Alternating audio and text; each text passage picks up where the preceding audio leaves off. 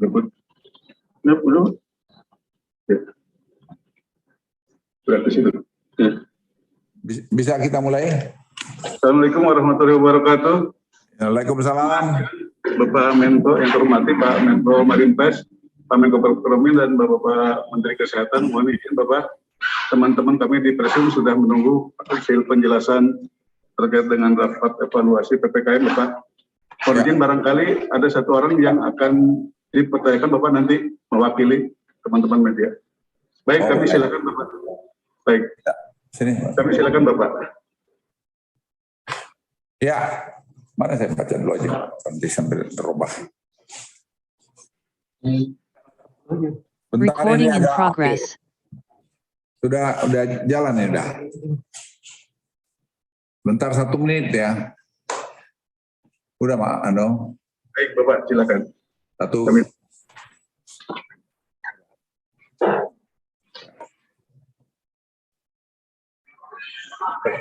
Oke. Assalamualaikum warahmatullahi wabarakatuh, teman-teman media dan seluruh masyarakat Indonesia. Saya cintai, saya banggakan. Pada kesempatan hari ini, izinkan saya kembali memberikan informasi perihal penanganan pandemi COVID-19, khususnya di wilayah Jawa Bali. Dalam kesempatan pertama ini, saya perlu menyampaikan bahwa kebijakan dan pelaksanaan PPKM yang pemerintah ambil hingga hari ini tetap mengikuti level assessment PPKM yang telah kami sesuaikan seperti minggu lalu, dengan memberi bobot lebih besar terhadap rawat inap rumah sakit. Berdasarkan data yang kami kumpulkan dari berbagai sumber dan dijelaskan bahwa varian Omikron ini menyebabkan penularan lebih cepat atau jauh lebih cepat. Bahkan di beberapa negara seperti Amerika Serikat, Israel, Prancis, dan Jepang, angka kematian terkonfirmasi COVID-19 juga sudah mulai melewati puncak Delta. Namun pola yang berbeda juga terjadi di negara lain seperti India dan Afrika Selatan.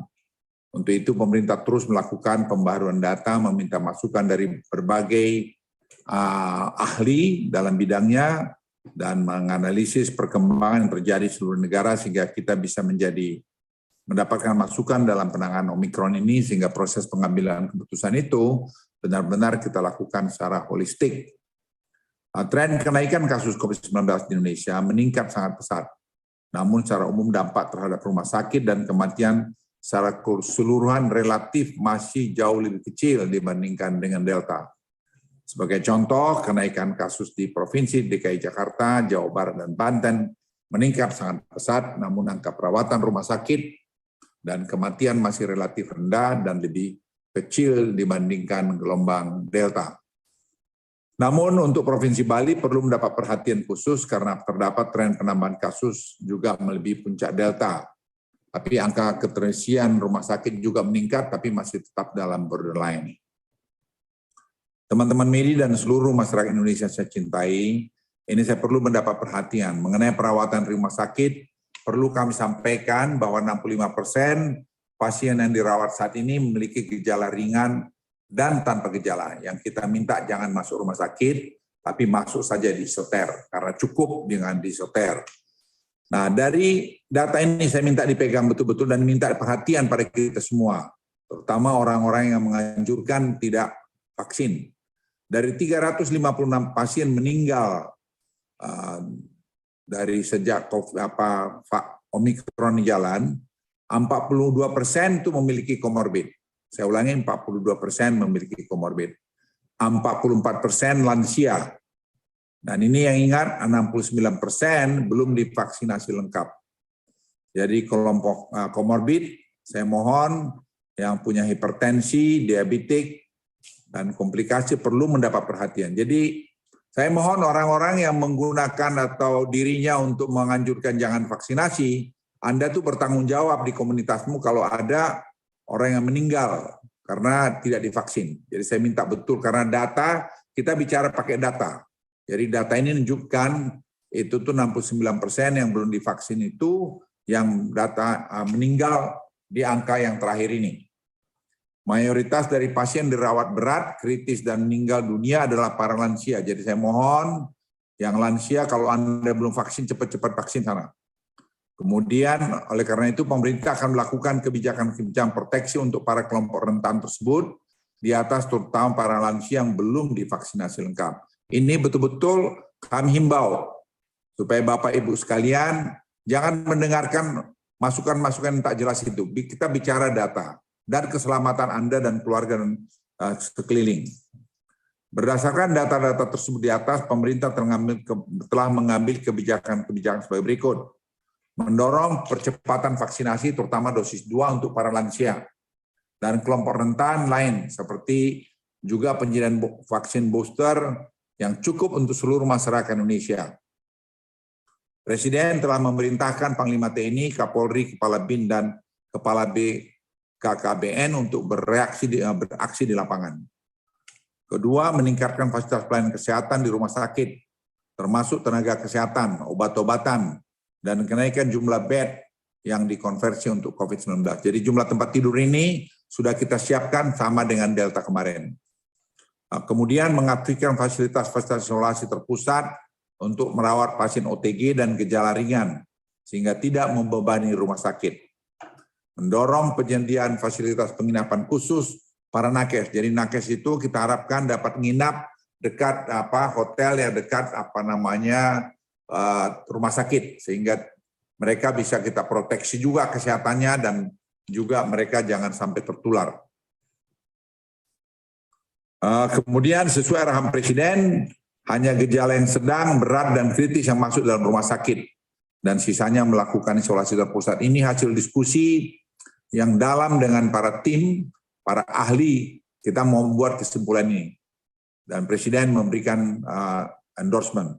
Pemerintah akan mendorong secara masif penggunaan telemedicine untuk masyarakat yang memiliki gejala ringan. Dan saya kira Menteri Kesehatan sudah melakukan tugasnya dengan sangat baik dan ini sangat membantu pada masyarakat. Jadi jangan diabaikan, pemerintah kita, Kementerian Kesehatan telah bekerja dengan baik dalam hal ini. Pemerintah menghimbau kepada masyarakat untuk tidak panik dalam menghadapi lonjakan kasus Omikron ini.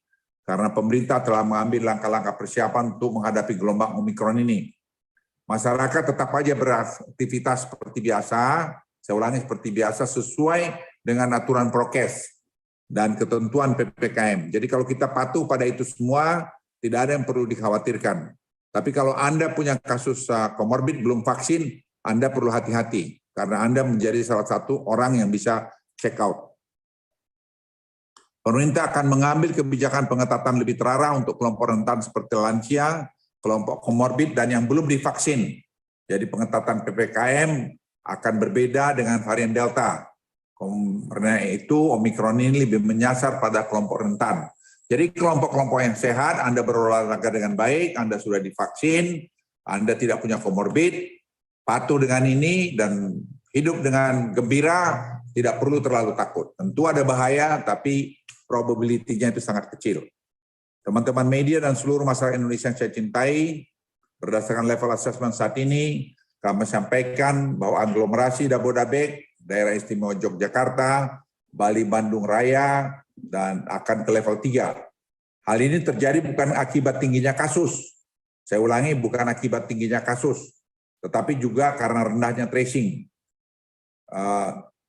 Bali juga naik ke level 3, salah satunya disebabkan oleh rawat inap yang meningkat. Hal ini terkait dengan keputusan yang dapat dilihat nanti dengan instruksi Mendagri yang akan keluar hari ini. Jadi kita ingin yang ringan-ringan itu jangan masuk di OTG itu di rumah sakit, supaya bornya itu tetap rendah. Sehingga juga kita lihat nanti bed ICU itu menjadi juga sangat indikator yang kuat. Dihadapkan pada karakteristik varian Omikron yang berbeda dengan varian Delta, pemerintah melakukan beberapa penyesuaian aturan level 3 dengan kebijakan pengetatan yang lebih terarah bagi kelompok lansia, komorbid, dan belum divaksin. Jadi target pemerintah ke sana. Beberapa penyesuaian dilakukan sebagai berikut.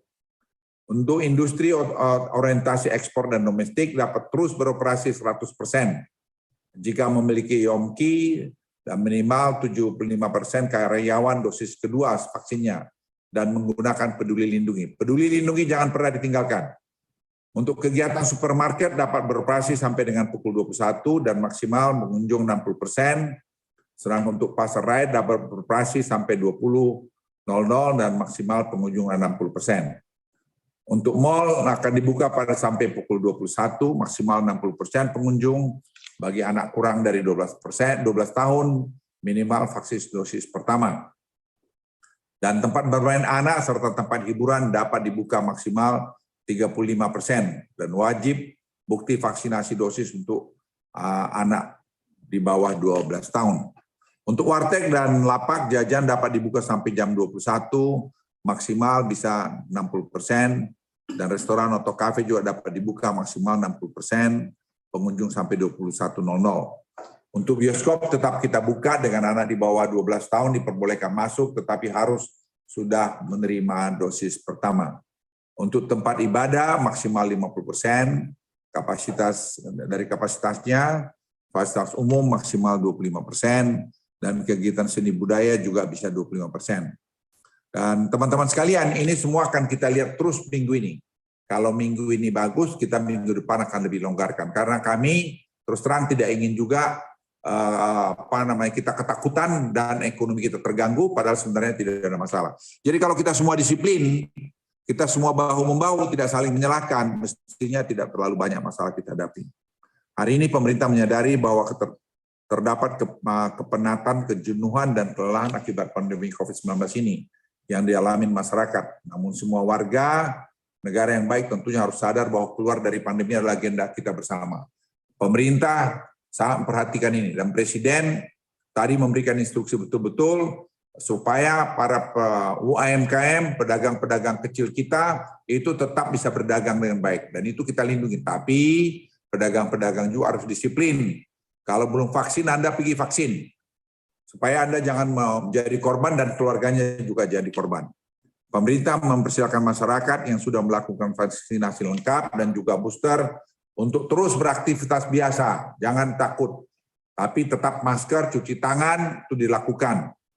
Marilah kita semua berdoa, semoga Tuhan Maha Kasih senantiasa memberi kesehatan, keselamatan buat kita semua. Sekian, terima kasih. Wassalamualaikum warahmatullahi wabarakatuh.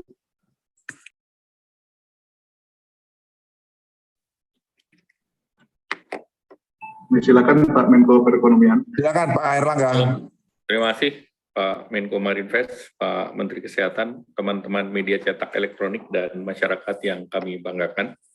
Pertama, dapat kami sampaikan bahwa angka reproduksi kasus efektif di beberapa daerah, termasuk di luar Jawa, itu mengalami kenaikan. Namun angkanya tentu kita lihat di Sumatera itu tetap, Kalimantan naik 1,02, Maluku naik 1,12, Papua 1,07, Nusa Tenggara 1,04, dan Sulawesi 1,02. Kemudian kalau kita lihat kasus di luar Jawa, Bali, memang masih lagging, ada delta atau lagging antara Jawa dan non-Jawa. Berdasarkan delta itu sekitar 3 sampai 4 minggu, sehingga kasus konfirmasi harian kita masih di luar Jawa masih 6,7% atau totalnya 2.405, dan kasus kematian juga masih 3, dan secara keseluruhan kasus aktif 13.424 atau 7%. Nah, kalau kita lihat keterpakaian tempat tidur atau bed occupancy rate di luar Jawa yang tertinggi itu di Sulawesi Tenggara 15%, Sumatera Selatan 11%, kemudian Lampung 11%, Kalsel 10%, Bengkulu 10%, sisanya di bawah 10%. Nah, kalau kita lihat dari segi arahan Bapak Presiden bahwa perlu percepatan untuk vaksinasi, baik dosis pertama maupun dosis kedua, memang di luar Jawa yang sudah di atas 70% baru untuk dosis keduanya baru Kepri yang 85,6%, dan juga Kalimantan Timur 71,2%, Kalimantan Bangka Belitung 68,3%, dan Kalimantan Utara 65,9%. Sisanya di bawah 60%. Oleh karena itu dosis kedua menjadi penting, dan terutama untuk kelompok lansia dan komorbid. Dan selanjutnya tentu vaksinasi ketiga perlu diakselerasi agar tidak terjadi akibat daripada Omikron yang berpindah dari Jawa ke luar Jawa. Kemudian juga dari segi level PPKM, kita melihat bahwa beberapa daerah ada penambahan, ya di level 4 masih kosong, di level 3 kita lihat ada 37 kabupaten kota, level 2 ada 259, dan level 1 90 kabupaten kota. Nah, tentu kita akan melihat terkait dengan kapasitas respons, peningkatan kasus, dan juga dari segi rumah sakit. Kalau kita lihat dari keseluruhan tingkat isolasi terpusat di luar Jawa Bali itu kapasitas tersedia 27.766 tempat tidur dan terisi 303 atau bornya masih 1,09%. Tadi arahan Bapak Presiden untuk gejala ringan itu akan didorong OTG dan ringan, itu isolasi terpusat atau isolasi di rumah masing-masing ataupun isolasi mandiri apabila memenuhi persyaratan. Nah, kemudian tentu kita melihat beberapa hasil survei di masyarakat yang ada itu terlihat optimisme, itu diprediksi bahwa perekonomian Indonesia itu di level 4,7 sampai 5,6%. Baru saja tadi BPS mengumumkan bahwa pertumbuhan kita di tahun 2021 year on year 3,69 atau 7%, dan di kuartal keempat 5,02%. Nah, tentu kita melihat bahwa di pertumbuhan di kuartal pertama tahun lalu itu kita masih minus 0,7%, dan tentu kita berharap bahwa di kuartal pertama tahun ini kita bisa dorong di atas 5%, dan tentunya akan mempengaruhi di kuartal kedua karena ada momen puasa dan hari raya. Dan dari program pemerintah untuk penanganan COVID yang disediakan alokasinya adalah 455,62 triliun dan penanganan kesehatan adalah 122,5 triliun, di mana untuk penanganan pasien itu sekitar 32,96 triliun, walaupun tentu akibat Delta kemarin masih ada yang di carry over yang besarnya sekitar 23,6 triliun. Kemudian ada program perlindungan masyarakat 154,8 dan penguatan pemulihan ekonomi sebesar 178,3 triliun. Nah, kemudian kegiatan G20 bulan Februari ada 17 event, dan ini adalah baik itu virtual maupun hybrid, dan tentu ini dijaga sesuai dengan protokol kesehatan. Terkait dengan MotoGP, ini akan dipersiapkan yang untuk 18 dan 20, sesuai dengan ketentuan instruksi Mendagri, dan kita melihat bahwa vaksinasi akan terus didorong. Dan tentu dalam situasi seperti ini, arahan Bapak Presiden di luar Jawa kita harus persiapkan untuk terkait dengan kasus Omikron yang punya potensial untuk masuk di luar Jawa, dan juga kesiapan terhadap manajemen, terutama untuk telemedicine, dan juga ketersediaan obat-obatan di daerah yang perlu disiapkan, sambil mengakselerasi vaksinasi, dan tentu juga peningkatan protokol kesehatan untuk penggunaan masker, menjaga jarak dan mencuci tangan, dan tentu berbagai kegiatan ini akan disesuaikan dengan situasi di daerah masing-masing. Demikian, terima kasih, kami kembalikan. Wassalamualaikum warahmatullahi wabarakatuh. Ya, saya persilakan Pak Menteri Kesehatan. Terima kasih Pak Menko Marinvest, Pak Menko Ekon, rekan-rekan wartawan sekalian. Assalamualaikum warahmatullahi wabarakatuh. Meneruskan yang disampaikan oleh Bapak-Bapak Menko, kami konfirmasikan bahwa sekarang sudah ada 3 provinsi yang jumlah kasusnya melebihi jumlah kasus gelombang Delta yang lalu. Pertama DKI Jakarta, jumlah kasusnya kemarin sudah mencapai 15.800, padahal puncak tertingginya DKI sebelumnya 14.600. Kemudian Provinsi Banten yang jumlah kasusnya mencapai 4.800, padahal di gelombang Delta yang kemarin paling tinggi 3.900, dan Provinsi Bali yang jumlah kasusnya sudah sempat menyentuh 2.000, sedangkan tertinggi di gelombang Delta 1.900. Nah, ketiga provinsi yang jumlah kasus hariannya sudah melebihi dari puncak Delta tersebut, angka yang dirawat di rumah sakit masih di sekitar 30%-an sampai 50%-an. Jadi yang saya ingin sampaikan di sini adalah rekan-rekan media atau menyampaikan bahwa tidak usah panik kalau melihat jumlah kasusnya naik tinggi. Karena memang yang lebih penting yaitu yang masuk rumah sakit dan wafat itu jauh lebih rendah dan masih bisa terkendali. Jadi penting sekali publik memahami bahwa jumlah kasus akan naik tinggi. Jadi negara-negara lain bisa 2 kali sampai 3 kali Delta. Yang penting kita bisa menjalankan terus protokol kesehatan agar yang masuk ke rumah sakit dan kemudian yang wafat itu di bawah rata-rata. Dan paling penting untuk provinsi-provinsi atau kota yang lagi naik, ya sudah kita perketat protokol kesehatan, pakai masker dan membatasi mobilitas untuk sementara 2-3 minggu. Kemudian yang kedua yang saya ingin sampaikan ada rumah sakit. Ya, rumah sakit kita sekarang terisi 18.000. Ya, rumah sakit kita sekarang terisi angka pasnya 18.966. Kapasitas total rumah sakit kita 400.000. Yang disiapkan untuk COVID 120.000.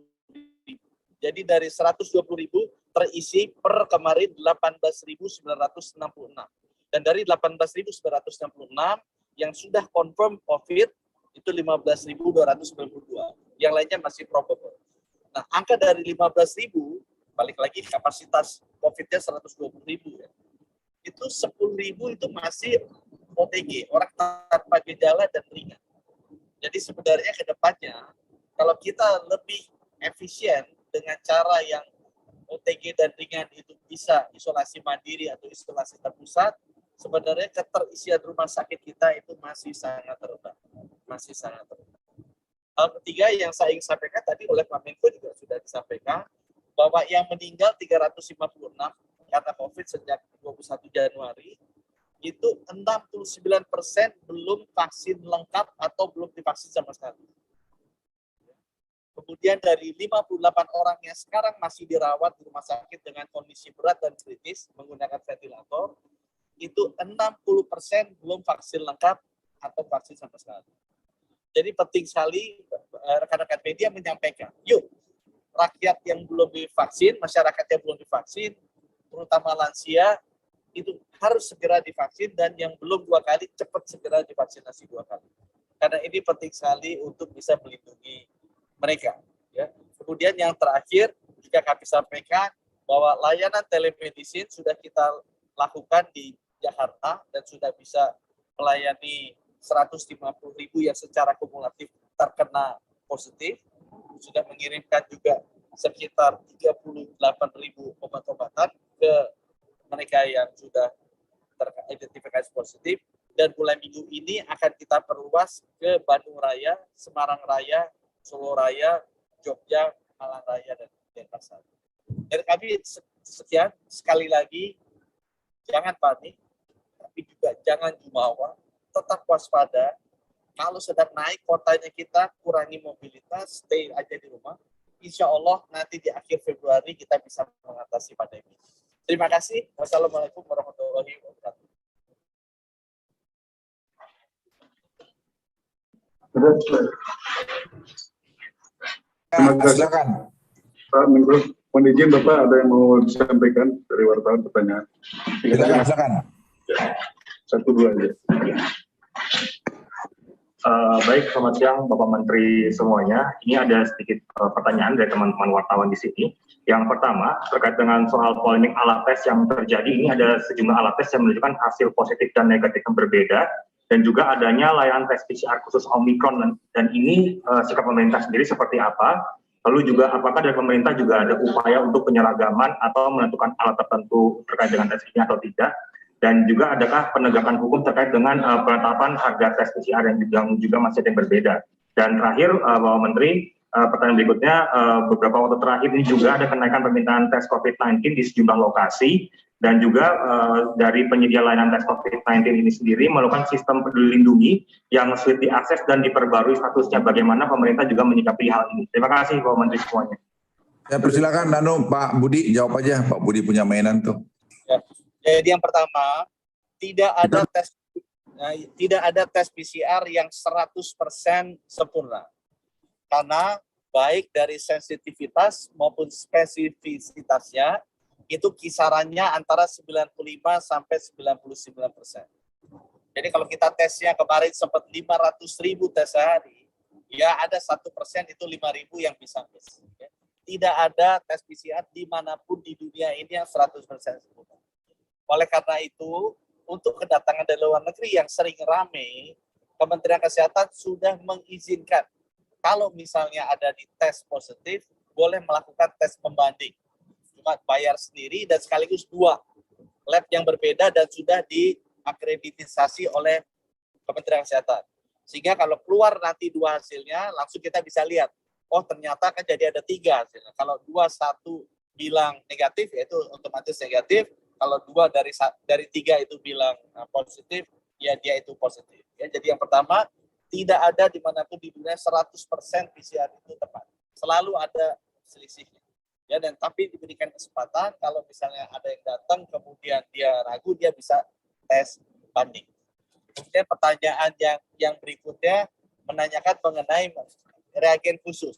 Reagen khusus itu memang dibutuhkan untuk identifikasi Omikron, tapi sekarang karena sebagian besar saya rasa di seluruh Indonesia sudah Omikron, ya tidak terlalu diperlukan lagi karena ya, kita hanya perlu itu untuk melihat deteksi penyebarannya seperti apa.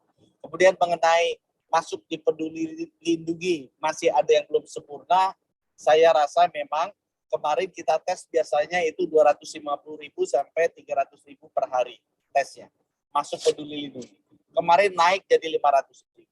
Jadi banyak lab yang masih kesulitan untuk memasukkan datanya ke peduli lindungi, melakukan kesalahan pada saat memasukkan data karena bebannya yang demikian tinggi.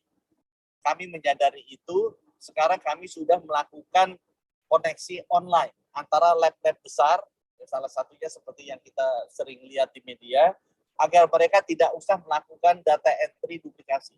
Apa yang sudah mereka lakukan di sana langsung masuk ke peduli lindungi sehingga mengurangi kemungkinan kesalahan data entry dan juga mengurangi beban. Karena sekarang jumlah yang harus dites itu naik sampai hampir 2 kali lipat yang mungkin bisa menyebabkan orang capek dan menyebabkan kesalahan data. Terima kasih, Pak.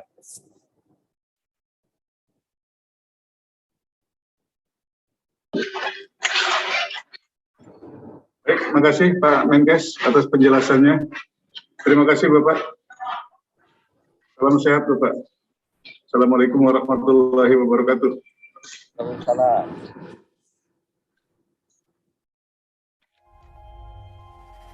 Tidak euforia yang berlebihan. Recording stopped. Vaksinasi ini dan tetap taat terhadap protokol kesehatan, terutama memakai masker.